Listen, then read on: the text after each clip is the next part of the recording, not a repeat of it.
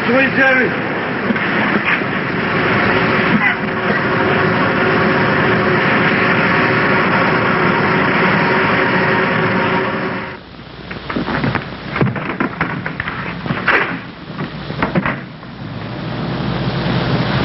There was trouble again last night. One of the boys died. In a fight? No. He was a roller. What happened? A rope gave way and I was holding a 1-ton press. He never had a chance.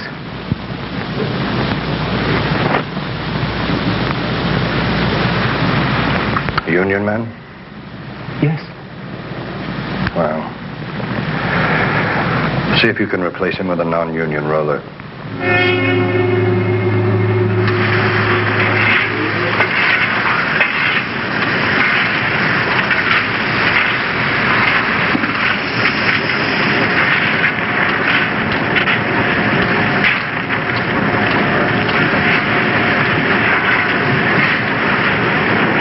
We must be as tough as they are, Fatcom.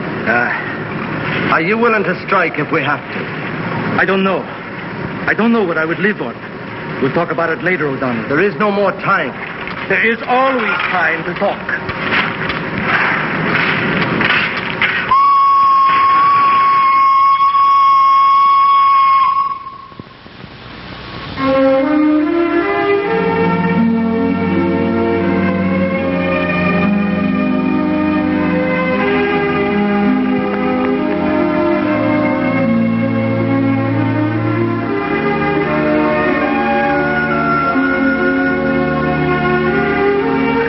Given her a name, Thelma? No. What would you think of Teresa?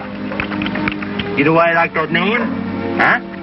That's because that's your grandmother's name. Thelma? My doll's Teresa. Oh, that's lovely. You go upstairs and show Mrs. Mallet what a lovely doll you have. Go on, go on.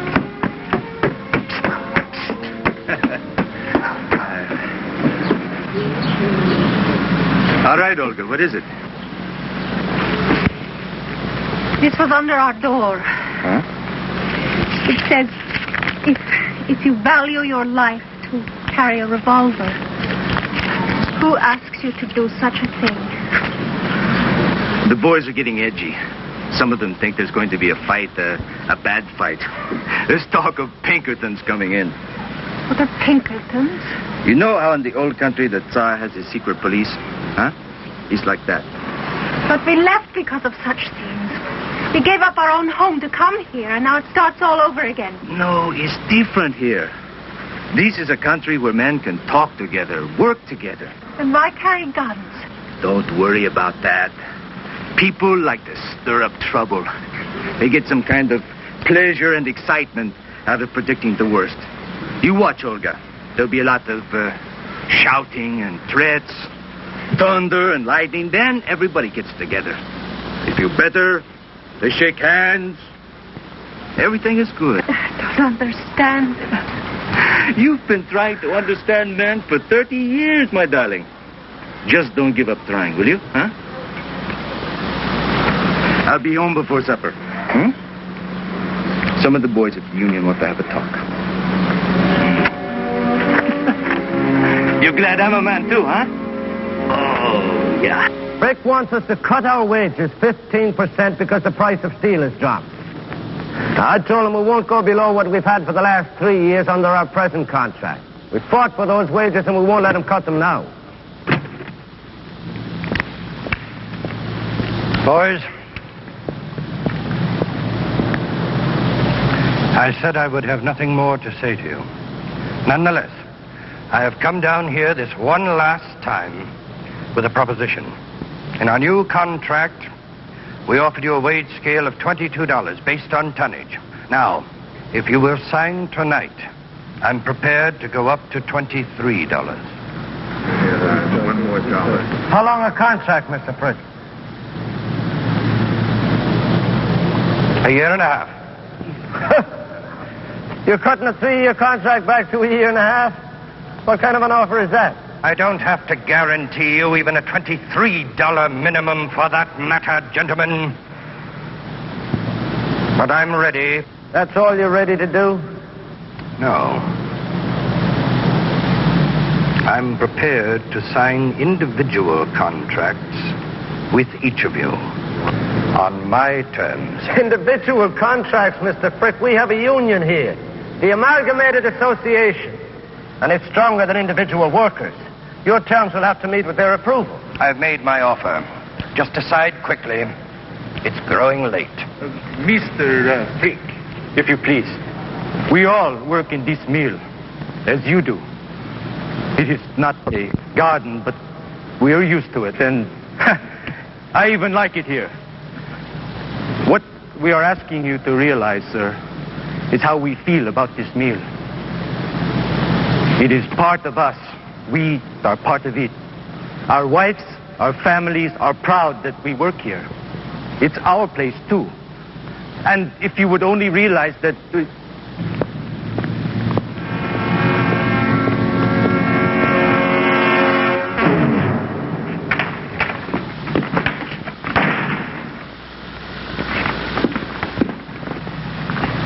Now, what do you have there? Your letter to Pinkerton requesting 300 guards. Do you think that's enough? There are over 4,000 workers here now. But only 800 in the union. Well, even so. If the workers find out you've ordered Pinkerton guards to keep out the union men, there's going to be serious trouble. This firm cannot run union and non-union. Since most of the men are non-union, the minority must give way to the majority. What if they don't? The 300 guards will prevent any interference with our plans. Please do try to relax, John. Try one of these.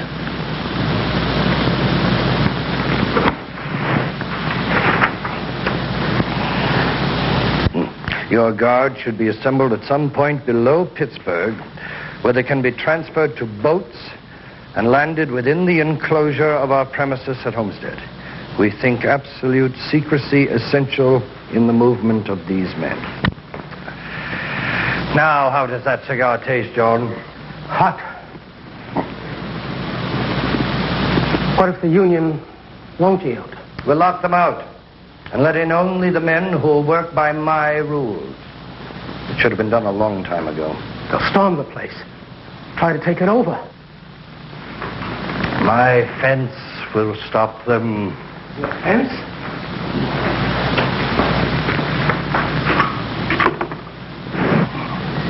12 feet high, John, and barbed wire. It'll run all the way from the Monongahela waterfront right up to and around the mill. I want you to use 4-inch stock for the posts and run the wire so no one can get through. Put piping down, heavy gauge, and attach hoses. And make sure they're strong. Strong enough to force water at tremendous pressure. What are these? Platforms. Position them 25 feet apart inside the fence in case we need sharpshooters. If there is a showdown, at least our mill will be safe.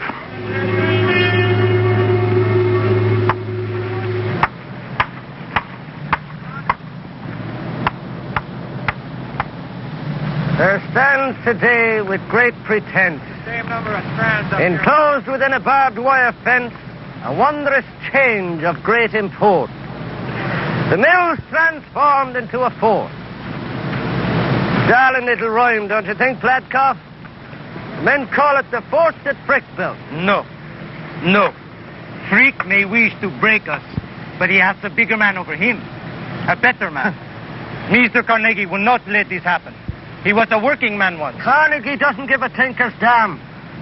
Old Andy's over in Scotland shooting birds. Let me tell you something, the poor birds can't shoot back, but we can and we will. What the...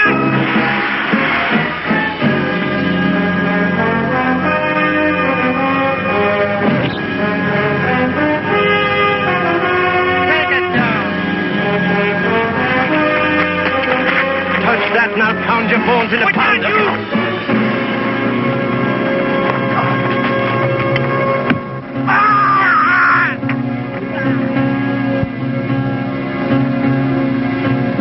The time has come.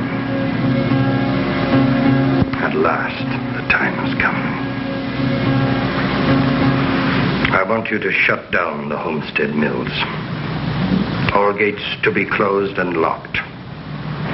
Company guards are to be stationed along the barbed wire fences.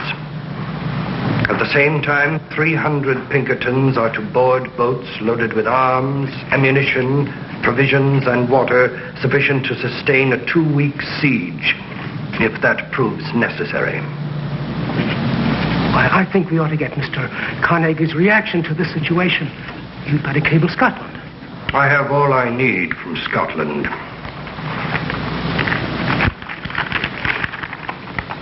Frick, Homestead, Pennsylvania, USA. Approve anything you do. I am with you to the end. Carnegie.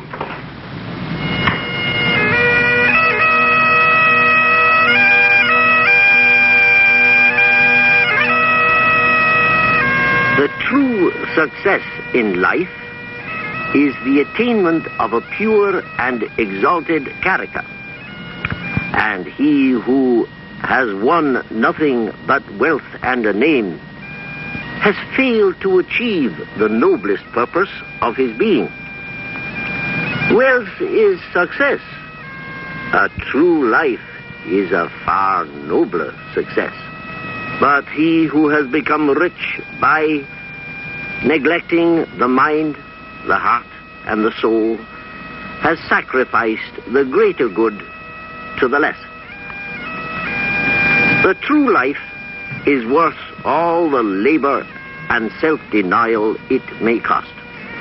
The real struggle is in the soul, and the real victory is the conquest of himself.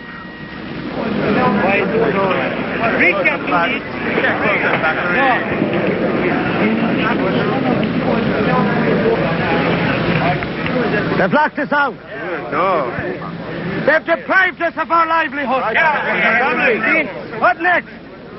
Rick is up to something, boys. He knows a few barbed wires isn't going to keep us out. So what next? What's he going to do now? We have men everywhere. On hilltops surrounding Homestead, half a mile down the river on the bridge and on every depot. And with the first strangers coming into this valley, you're going to hear the loudest steam whistle since Joshua blew down the wall. Now that may sound like a lunch whistle to some of you lads, but let me tell you it's not. Because this is no picnic. When you hear that whistle, it means trouble ahead. So now is the time to ask yourselves, if you don't defend your job, who will? No. If you don't stand up for your rights, who will? You gotta do it. And if we don't stand up and show Frick and his secret police who's in charge of our destiny, just who do you think will stand up to?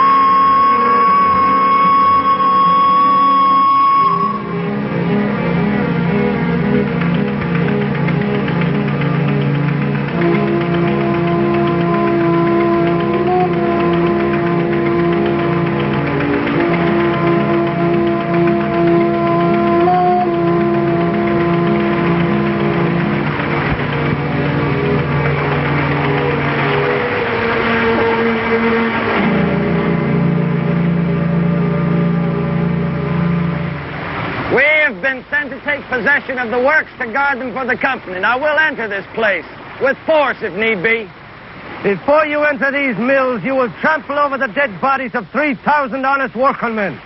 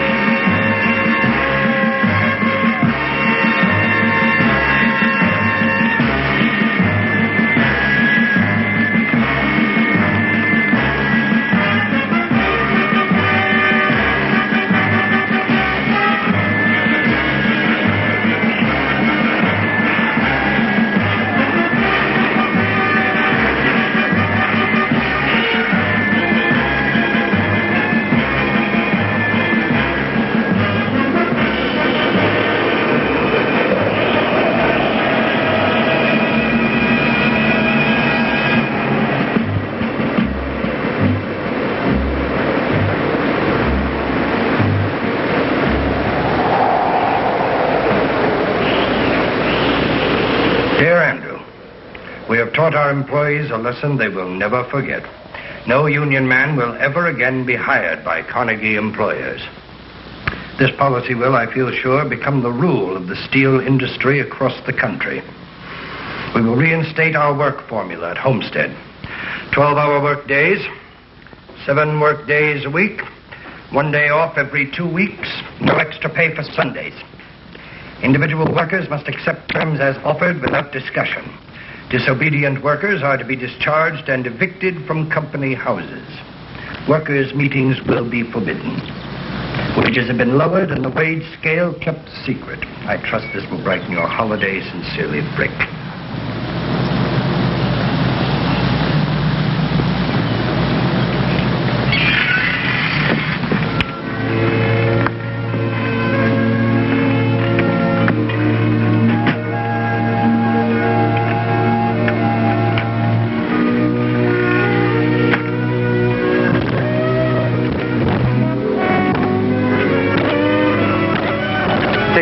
Please, I'll follow you in a moment. Maybe one day you tell me what good the unions are. Thrown out of our house, thrown out of a job. Are we supposed to live in a cave?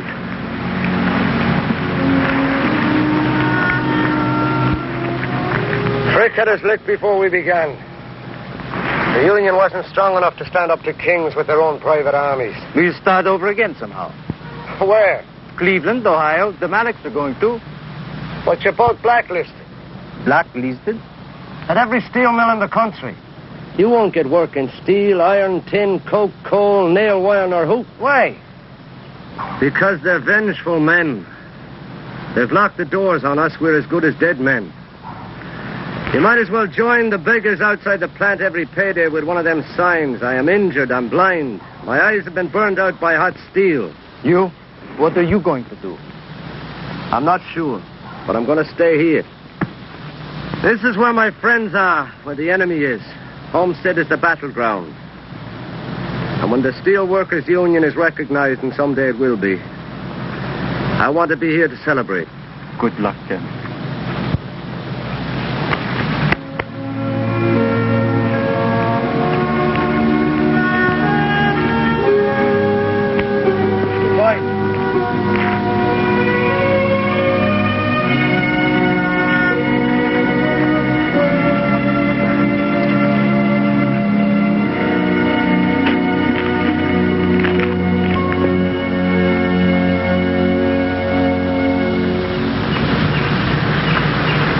Driver, do you know the Battle of Otterburn?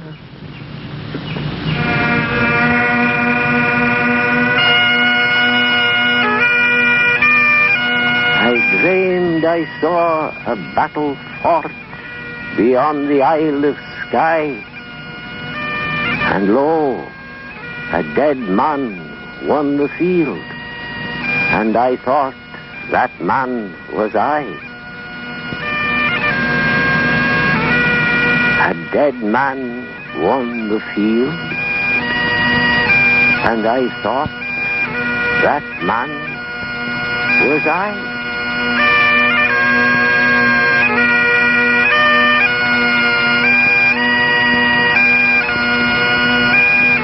The Carnegie Steel Company, using armed Pinkerton men, backed up by the Pennsylvania National Guard, crushed the striking workers at Homestead.